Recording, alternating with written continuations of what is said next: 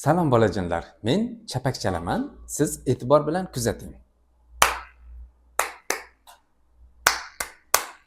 Siz keyingi chapak qanday bo'lishini ayta olasizmi?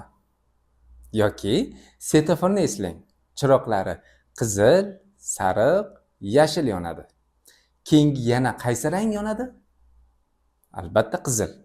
Demak, ayrim narsalar ma'lum tartibda takrorlanadi. Ana shunday tartib ketma-ketlik deyiladi. Bugun biz haqiqiy kuzatuvchi bo'lamiz. Shakllar va sonlardagi yashirin qonuniyatlarni topamiz. Qani, boshladik.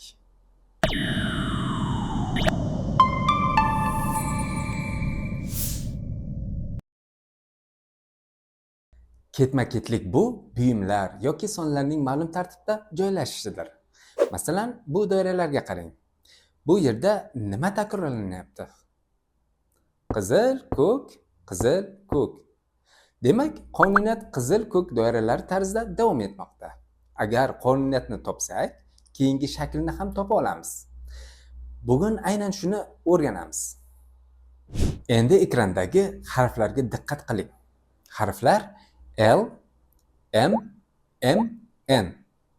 Keyin yana L, M, M kabi takrorlanib kelgan. Bunda qonuniyat L, M, M, N harfining ketma-ket takrorlanishidir. Undan keyin qaysi harf boshlanishi kerak?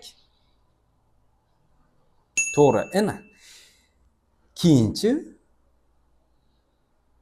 Keyin L, undan keyin M va yana M. Shunday qilib, bo'sh joylarga kerakli harflarni yozib qo'ydik.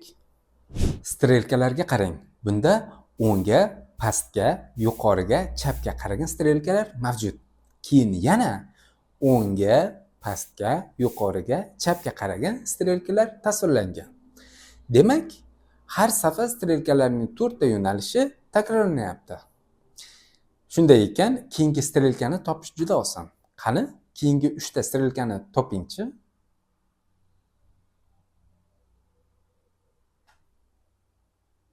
Barakalla. Keyingi strelkalar o'ngga, pastga, yuqoriga qaragan bo'ladi. Bu yerda esa turli kattalikdagi rangli doiralar navbat bilan kelmoqda. Katta ko'k, kichik sariq, katta yashil, kichik sariq va o'rtacha pushti doira takrorlanmoqda. Qonuniyatga ko'ra, keyingi 7 ta doirani ham bemalol chiza olasiz.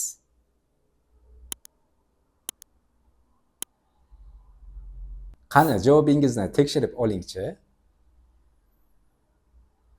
Keyingi 7 ta doira katta ko'k, kichik sariq, katta yashil, kichik sariq, o'rtacha pushti katta ko'k va kichik sariq doiralardan iborat. Endi biroz diqqatliroq bo'lamiz. Ekrandagi doiralarga qarang. Doiralarning rangi bo'lagi har safar o'ngga qarab bitta bo'lakka siljib boryapti. Demak, keyingi doirada rangli bo'lak qayerda bo'lishini oldindan aytish mumkin. Qonuniyatni topsangiz, hamma shakllarni davom ettira olasiz. Ajoyib. Biz shaklli ketma-ketliklarni, qonuniyatlarini topdik va ularni davom ettirishni o'rgandik. Lekin ketma-ketlik faqat shakllarda emas, sonlarda ham bo'ladi. Masalan, mana bu sonlarga qarang. 2, 4, 6, 8. Sizningcha keyingi son qaysi? Ha, 10. Nega 10? Chunki sonlar ikkitadan ortib boryapti. Demak, sonlar ham ma'lum bir qoida bo'yicha joylashar ekan. Mana shu qoida sonli ketma-ketlikning qonuniyati deyiladi. Agar qonuniyatni topsak, keyingi sonni ham, undan keyingi sonni ham osongina topa olamiz. Keling, sonli ketma-ketliklarni birgalikda kuzatamiz va ularning sirlarini ochamiz. Ekrandagi misolga qarang. 10, 20, 30, 40. Bu ketma-ketlikdagi sonlar ortib bormoqda. Har safar nechaga ortyapti? To'g'ri, 10 ga. Qonuniyat 10 ni qo'shish ekan. Birgalikda keyingi sonlarni topamizmi? Demak, 40 ga 10 ni qo'shib keyingi son 50 ni hosil qilamiz. Yana 50 ga 10 ni qo'shib keyingi son 60 ni topamiz. 60 ga 10 ni qo'shib, keyingi 70 sonini yozamiz. Juda oson ekan, ha? Endi bu misolga qarang. 27, 24, 21, 18, 15 dan tuzilgan ketma-ketlik berilgan. Bu sonlardan keyin keluvchi 4 ta sonni topishimiz kerak. Bolajonlar, ketma-ketlikka ahamiyat bering.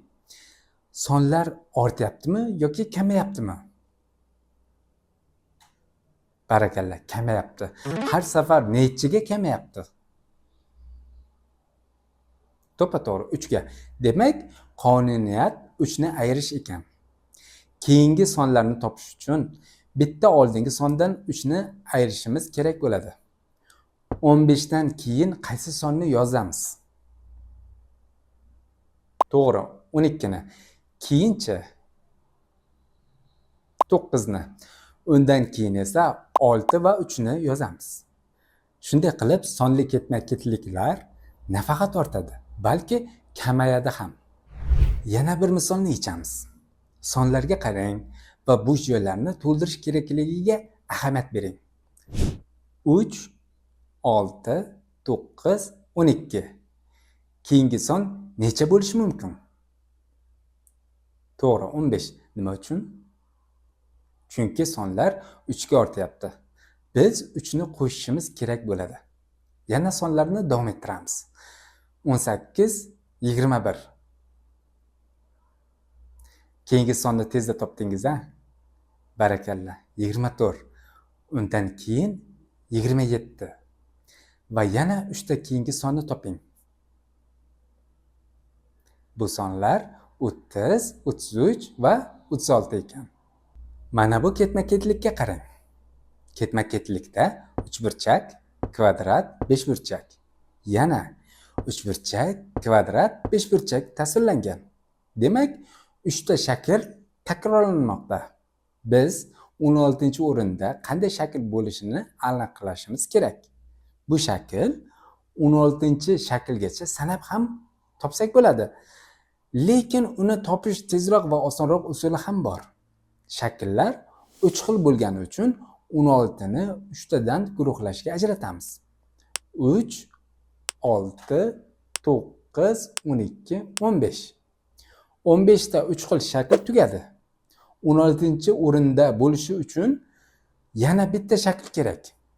Demak, 16-o'rindagi shakl ketma-ketlikning birinchi shakliga to'g'ri keladi. Birinchi shakl esa uchburchak. Mana shunday qilib, katta sonli o'rindagi shakllarni ham oson topish mumkin.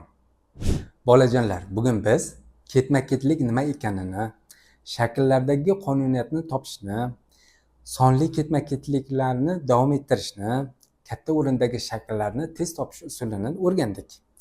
Endi sizlarga topshiriq. Uyingizda 3 ta buyumdan iborat ketma-ketlik tuzing. Masalan, kitob, qalam, o'yinchoq. Uni bir necha marotaba takrorlang. Keyin esa oilangizdan kimdir davom ettirib ko'rsin. Keyingi darslarda yana birgalikda yangi matematik sarguzashtlarni boshlaymiz. Ungacha ko'rishguncha xayr, bilimdonlar.